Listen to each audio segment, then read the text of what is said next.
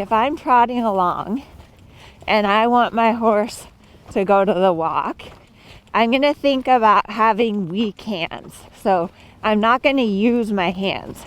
I'm going to pull my tummy in. I'm going to put him in a little shoulder fore, and there I'm going to go to the walk. Hello everyone, I'm Amelia. Today's video is about riding with weak hands.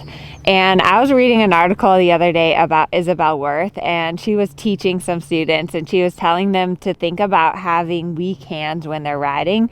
I thought this was a super good image to think about, because when you're riding, most of your energy should be going to your seat and your legs. About 70% of your calorie burn should be to your seat, 20% to your legs, only about 10% to your hands. So that's really this idea of not doing a lot with your hands. You know, you shouldn't look like Popeye with your biceps bulging out of your arms when you're riding. So in today's video, I thought I would give you a few strategies to think about riding with weak hands and using a little bit more seat and leg when you're riding your horse. So let me know in the comments if you're excited for this video, if weak hands is helpful to you, and also give my channel a thumbs up. Be sure to subscribe because I post a new video every single week about riding and about dressage. So, all right, this is Leo. So I think one of the most common places where we as riders tend to get way too strong with our hands is in downward transitions. And so that's the first thing I want to talk about, is how you can ride with weak hands during a downward transition. So I'm just going to shorten up my reins here. And again, as I'm shortening up my reins, my hands kind of walk a little bit forward, and then I just softly take a little bit of contact. It's good to play around with, how light can you be in your hand. And I think that sometimes we go right away to a strong aid as opposed to just trying to use your fingers and be like as light as possible with your horse. Because if you think about it, we have a piece of metal in our horse's mouth, and their mouth is really sensitive. So you shouldn't have to put a ton of pressure there. Your horse should be able to feel a very small aid.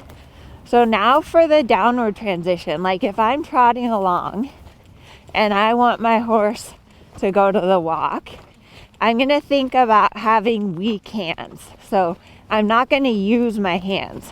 I'm going to pull my tummy in. I'm going to put him in a little shoulder fore, and there I'm going to go to the walk. So basically, the way that I was able to do that downward transition with weak hands is a couple of things. Number one, if you're going to ride a downward transition, think about your body position. So think about sitting a little bit back, tightening your core.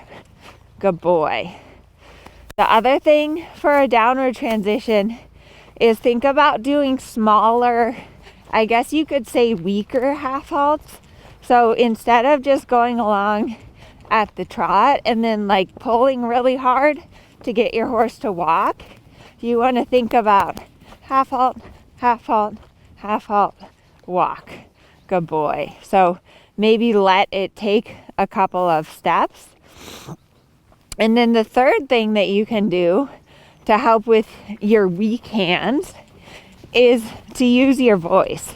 So if your half halts, if your weight aids aren't working, then instead of going right to the rein, you might say, "Ho," and try to use your voice a little bit to help your horse come to the walk. Good boy. But as you're riding around this week, try to think of this idea of having weak hands, where you're really just thinking that your hands are together and in front of you, and that you want to do really as little as possible with your hands. And I think that you'll find a difference in your horse when you first try to go to seat and leg, and then as a last resort, using your hands. Good boy. So, and same thing for everything. If you're going to turn your horse, try to look, turn your body, step a little on the inside stirrup, have your outside leg behind the girth. Try to do less with your hands. If I'm going to change directions and go to the left here, I'm going to try to do as little as possible with my hands and try to really focus on using my legs, inside leg at the girth, outside leg behind the girth.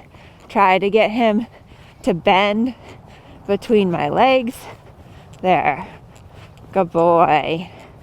Good boy. And my hands are just staying together and in front. When you think about like the really good riders, where it looks like they're not doing anything with their hands, that's because they're communicating mostly with their seat and mostly with their legs. And they've also really trained their horse to listen to these light and small aids. Good boy. Good boy. So I hope this image has helped you to think about riding your horse with weak hands.